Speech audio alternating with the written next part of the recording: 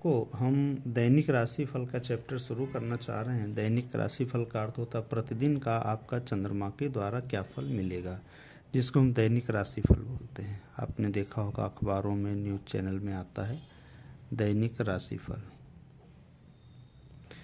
उदाहरण के लिए मान लेते हैं मेष लग्न, कल का चंद्रमा। अब यहाँ एक चीज़ समझ लेते हैं, कल का चंद्रमा, कल यानी 21 तारीख का चंद्रमा धनु राशि में, धनु राशि अर्थात 9वीं राशि, चंद्रमा यहाँ पे है।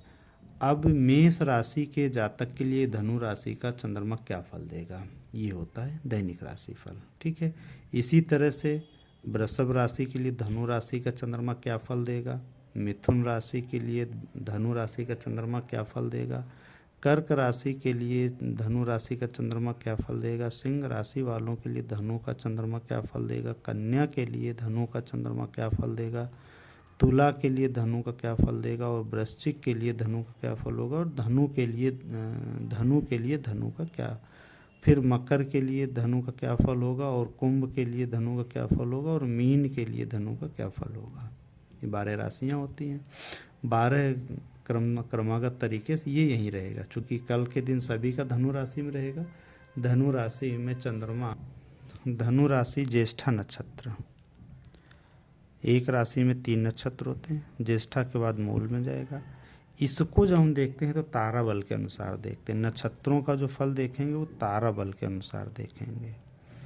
तारा बल जो 9 तारा होती हैं, 9 तारा का मतलब जन्म, संपद, विपद, क्षेमा, प्रत्यारी, साधक, बाधक, मित्र, अति मित्र, ये 9 ताराएं होती हैं। उस तारा बल में देखेंगे कि अश्विनी नक्षत्र के लिए ज्येष्ठा का चंद्रमा, ज्येष्ठा नक्षत्र में चंद्रमा जब गोचर से जाएगा तो उसका वो दिन कैसे रहेगा, एक ये होता है। तो हम जो बात करें चंद्रमा से चंद्रमा के गोचर फल की, तो यहाँ पे समझना है कि कोई, हमने उदाहरण ले रहा हूँ, जातक है, कल का चंद्रमा है धनु राशि में, यानी कि इसको हम मान लेते हैं 21 मार्च का दैनिक राशिफल है। ये 21 मार्च 2025 का दैनिक राशिफल है। इसमें मेष राशि के लिए धनु का चंद्रमा क्या फल देगा। तो जब चंद्रमा 8, यहाँ से गिनेंगे 7, 8, 9, चंद्रमा जब चंद्रमा से नवम जाता है तो मानसिक कष्ट देता है, मानसिक कष्ट देता है, परेशानियाँ देता है, उलझन देता है, ठीक है, और अनबन देता है। इस तरह से हमारे जब चंद्रमा नवम जाता है तो राज्य से परेशानी देता है, व्यवसाय में हानि देता है, ठीक है, किसी भी तरह से। कुल मिला के जब हमारा मानसिक भाव ठीक नहीं रहेगा तो हम कुछ नहीं कर सकेंगे। उदर या छाती में कोई दर्द देता है, बच्चा है तो उसको निमोनिया होने का डर रहता है, अगर उसकी दशा ठीक नहीं चल रही है तो शत्रु कुछ बहुत परेशान करते हैं, या किसी से वाद विवाद हो जाता है, राज्य की ओर से या राजा की ओर से कोई परेशानी उठानी पड़ती। जैसे आप वाहन से जा रहे हैं तो गाड़ी के अपने कागज़ अपने पास रखें, अन्यथा चालान कट सकता है। अब राजा तो यहाँ डायरेक्ट आते नहीं, लेकिन अगर चालान कट गया या किसी मित्र से अनबन हो गई तो ये हमारा किसका फल है, मेष राशि वालों के लिए धनु राशि का चंद्रमा। अब हम देखते हैं वृषभ राशि के लिए धनु राशि का चंद्रमा। तो वृषभ राशि जब गिनेंगे तो 1, 2, 3, 4, 5, 6, 7, 8, अष्टम में आ गया। तो वृषभ राशि वालों के लिए क्या होगा, पुनः गिनते हैं 1, 2, 3। अब हम चंद्रमा यहाँ से था, अब यहाँ मान लेते हैं, यानी कि वृषभ राशि का आ गया। तो 1, 2, 3, 4, 5, 6, 7, 8, अष्टम भाव में। अष्टम का भाव का मतलब क्या होता है, कष्ट, ठीक, अष्टम का अर्थ होता है कष्ट।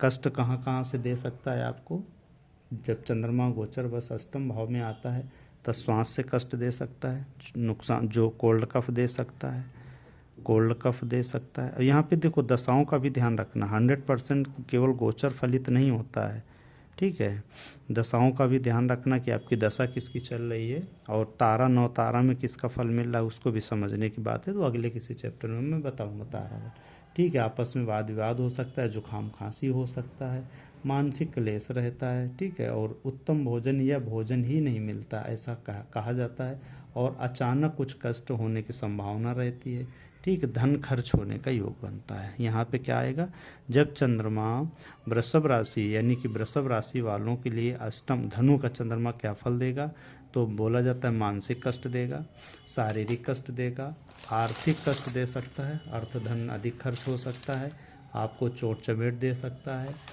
नुकसान दे सकता है, अपच दे सकता है, कोल्ड कफ दे सकता है। जैसे आप कहीं पार्टी में गए और आपने कोल्ड ड्रिंक वगैरह ले लिया, टाइम पे टाइम नहा लिया, तो आपको कोल्ड कफ दे सकता है, ठीक है। और मानसिक क्लेश दे सकता है, कुछ चोट भी लगने का डर है, और अधिक धन खर्च होने के भी योग बनते हैं जब चंद्रमा हमारा वृषभ राशि वालों के लिए चंद्रमा धनु में जाता है, यानी कि कल का फल। अब हम चलते हैं 30 मिथुन राशि वालों के लिए। तो मिथुन राशि के लिए सप्तम आएगा चंद्रमा 1 2 3 4 5 6 7, और गोचर बस जब चंद्रमा सप्तम भाव में आता तो अच्छा फल देता है, व्यापार से लाभ देता है, पार्टनर से सुख देता है, अच्छे एवं उत्तम भोजन का योग बनाता है। आप कल किसी पार्टी, रेस्टोरेंट, होटल में जा सकते हैं, किसी मीटिंग में जा सकते हैं, वहाँ अच्छा भोजन रहता है, दिन प्रसन्नता पूर्वक गुजरता है, फंसा हुआ धन आपका मिल सकता है। इस तरह से हम सप्तम में गए हुए चंद्रमा को देखते हैं। जीवन साथी से सुख शांति के योग रहते हैं, यात्राओं में लाभ मिलता है, वाणिज्य से लाभ मिलता है, यानी कि धन प्राप्त हो सकता है, ठीक है। स्वास्थ्य भी अच्छा रहता है, वाहन और कुछ जो अगर कोई काम पेंडिंग पड़ा हुआ तो उस काम को होने के पूर्ण योग बन जाते हैं, ठीक है। अब हम देखते हैं चंद्रमा कर्क राशि, यानी कि कल के जातक कर्क राशि के जातकों के लिए धनु का चंद्रमा क्या फल देगा। तो 1 2 3 4 5 6, 1 2 3 4 5 6, छठे गया चंद्रमा भी उत्तम फल देता है। कर्क राशि के जातकों के लिए चंद्रमा धन लाभदायक हो सकता है, स्वास्थ्य अच्छा हो सकता है, अगर वो लंबे समय से कोल्ड का बुखार चल रहा है तो वो ठीक हो सकते हैं, यश आनंद की प्राप्ति हो सकती है, किसी महिलाओं से मित्रता बढ़ सकती है, किसी किसी दो महिला दोस्त से परिचय बढ़ सकता है, या किसी लंबे समय से जिस महिला दोस्त से बात न हुई उससे बात हो सकती है, अन्य प्रकार के सुखों की प्राप्ति होती है, ठीक है, और रोगों का नाश होता है। लेकिन छठे भाव का चंद्रमा धन खर्च करा देता है। सपोज अब मान लीजिए कोई आपका मित्र मिल गया तो आपका धन खर्च होता है, पर मन में सुकून बना रहता है, सुकून रहता है, शांति रहती है, ऐसा नहीं है कि उसमें जो है आपको क्लेश महसूस हो, ठीक है। अब चंद्रमा सिंह राशि के जातकों के लिए धनु का क्या फल देगा। तो 1 2 3 4 5, चंद्रमा जब सिंह राशि के जातकों के लिए कल का दिन मानसिक टेंशन रहेगी, पेट ठीक नहीं रहने के योग बनते हैं, और धन हानि हो सकती है, पेट में प्रॉब्लम हो सकती है, कुछ अनचाहे विचार आ सकते हैं, यात्रा में कष्ट हो सकता है, दुर्घटना भी हो सकती है। ऐसा हर बार नहीं फलित होगा, इस बात को भी ध्यान में रखें। अगर आप पूजा पाठ उपासना ठीक से करते हैं तो इन योगों में कमी आ जाएगी, लेकिन हाँ कुछ बहुत तो रहता ही है, ठीक है। अब कन्या राशि के जातकों के लिए 1 2 3 4, यानी कि चौथे हुआ चंद्रमा कन्या राशि के जातकों के लिए माता से कष्ट हो सकता है या माता को कष्ट दे सकते हैं, स्वजनों से विवाद हो सकता है, चित्त में चंचलता रह सकती है, छाती में या चेस्ट में कुछ जुकाम कोल्ड कफ हो सकता है, भोजन समय पे नहीं मिल सकता है, नींद आने की कम उम्मीद रहती है, नींद कम आती है, या मन में तनाव बना रहता है, ठीक है। जल या स्त्री से भय रहता है, चूँकि चतुर्थ से चतुर्थ बनता है, जल से या स्त्री से या गर्म जल से भय रहता है, ठीक है। इस तरह से कन्या राशि। अब आता है तुला राशि के लिए। तुला राशि के लिए तीसरा आ जाता है चंद्रमा, तो ये शुभ लाभ देता है, मित्रों से सुख देता है, यात्रा में सुख देता है, रुके हुए फंस को धन को वापस लाता है, और आपके काम में वृद्धि करता है, साहस में वृद्धि करता है, आपके रुके हुए काम बनने की उम्मीद रहती है, अगर आपका कोई काम पेंडिंग पड़ा हुआ है तो उसमें विजय मिलती, मन प्रसन्न रहता है, ठीक है। और बंधुजनों से लाभ होता है, व्यक्तियों के संपर्क बढ़ते हैं, भाग्य में वृद्धि होती है, ठीक। अब आते हैं वृश्चिक राशियों के लिए चंद्रमा कैसा रहेगा। तो वृश्चिक राशि के जातकों के लिए चंद्रमा उत्तम फल नहीं देगा, मानसिक कष्ट हो गया, संतोष रहेगा, कुटुंबजनों या घर के लोगों से समस्या बढ़ेगी, नेत्र में कोई पीड़ा हो सकती है, नेत्रों के रोग बढ़ सकते हैं, जलन हो सकती है, चोट हो सकती है, दर्द हो सकता है, नेत्र का कोई विकार पैदा हो सकता है, भोजन सुख का प्राप्ति नहीं हो सकती, कार्यों में असफलता, यानी कि अगर कोई नया कार्य कर रहे हैं तो कल ना करें, पाप कर्मों की थोड़ी प्रवृत्ति बनी रहती है, पढ़ने में मन नहीं लगेगा, जो विद्यार्थी वर्ग के लोग हैं उनको पढ़ाई में मन नहीं लगेगा।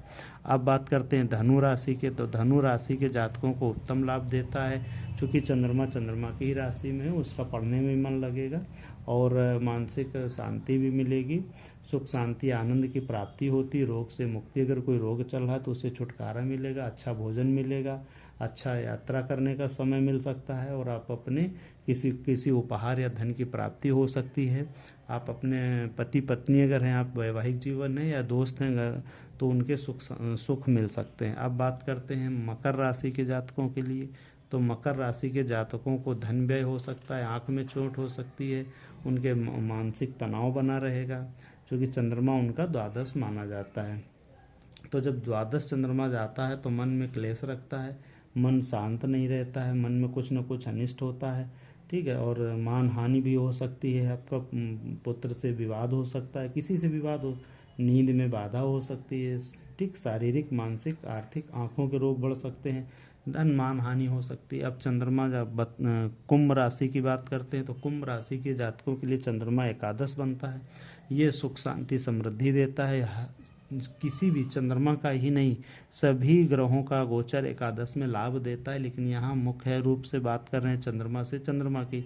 तो एकादश में गया हुआ चंद्रमा हमेशा सुख शांति समृद्धि देता है, आय में वृद्धि करता है, व्यापार में लाभ देता है, पुत्र सुख देता है, उत्तम भोजन समय पर प्राप्त करवाता है, मित्रों में हास परिहास यानी कि हर्षोल्लास का माहौल बना रहता है, स्त्री सुख एवं समय पर मन प्रफुल्लित रहता है। इस तरह से मकर कुंभ राशि वालों के जातकों को लाभ मिलता है। अब बात करते हैं मीन राशि के। तो मीन राशि के जातकों के लिए अब आपको चौथे जाता है चंद्रमा, तो मान के चलिए कि मीन राशि के जातकों को मानसिक कष्ट रहेगा, भोजन समय पर नहीं मिलेगा, माता से या कुटुंबजनों से विवाद हो सकता है, धन के अधिक खर्चे हो सकते हैं, जुखाम हो सकता है, पानी या स्त्री से नुकसान हो सकता है। इसलिए गर्म पानी को भी थोड़ा सा ठीक ढंग से देख के पिएं और स्त्रियों से वाद विवाद ना करें। इस तरह से हम 12 राशियों के फल को देखते हैं कि चंद्रमा से चंद्रमा का लाभ क्या मिलता है, ठीक है। अब इसको मैं अगली किसी लेक्चर में मैं आपको बताऊंगा चंद्रमा से चंद्रमा थोड़ा सा बड़ा बन जाएगा, क्योंकि एक राशि में 3 नक्षत्र होते हैं, हर राशि में 3 नक्षत्र होते हैं। उन तीनों नक्षत्र में जन्म संपद विपद क्षेमा प्रत्यारी साधक, जन्म संपद विपद क्षेमा प्रत्यारी साधक, जन्म संपत विपत क्षेमा प्रत्यारी साधक बाधक मित्र अतिमित्र, इस तरह से जब गोचर करता हुआ जाएगा तो आज चंद्रमा मान लो आपका जो लग्न का चंद्रमा उसको जन्म चंद्रमा माना जाता है, ठीक। अब दूसरा चंद्रमा होगा संपत, तीसरा होगा विपत, ठीक। अब चंद्रमा तो एक ही राशि में मेष राशि में, जबकि चंद्रमा का गोचर कहता है कि जब चंद्रमा चंद्रमा के साथ आएगा, यानी कि मेष राशि के जातकों के लिए सपोज उदाहरण के लिए धनु राशि, कल धनु राशि है, तो धनु राशि के जातकों के लिए जब धनु राशि में चंद्रमा आएगा तो अच्छा फल करेगा। लेकिन तारा सिद्धांत क्या कहता है, कहता है कि नहीं, पूरे 2 दिन सवा 2 दिन अच्छा फल नहीं करेगा। चंद्रमा जब अश्विनी भरणी कृतिका जन्म संपद विपत कृतिका में आएगा तो उसको कुछ न कुछ कष्ट जरूर देगा। यहाँ पर एक नोट करने वाली बात है कि चंद्रमा अपना फल कब देता है। चंद्रमा के विषय में ऐसा कहा जाता है कि चंद्रमा अपना फल उतरते समय ज़्यादा देता है। जब चंद्रमा अपने गोचर से चंद्रमा अपना हट रहा होता है, यानी कि मेष राशि को छोड़ रहा होता है, तब अपना फल ज़्यादा देता है, ऐसा कहा जाता है, ठीक है। इस तरह से मैं कल या किसी और क्लास में तारा सिद्धांत से बताएंगे, फिर एक वेद विधि भी बता देंगे, वेद विधि से गोचर फल कैसा देखा जाता है। तो ये है हमारा कल 21 मार्च का दैनिक राशिफल। इसी तरीके से 23 तारीख का भी आएगा आपको दैनिक राशिफल, 25 को भी आएगा, चूँकि चंद्रमा एक दिन छोड़ के एक दिन आता है, लेकिन कल मैं तारा सिद्धांत के विषय में मैं बताने की कोशिश करूँगा। सभी मित्रों को जय श्री राम।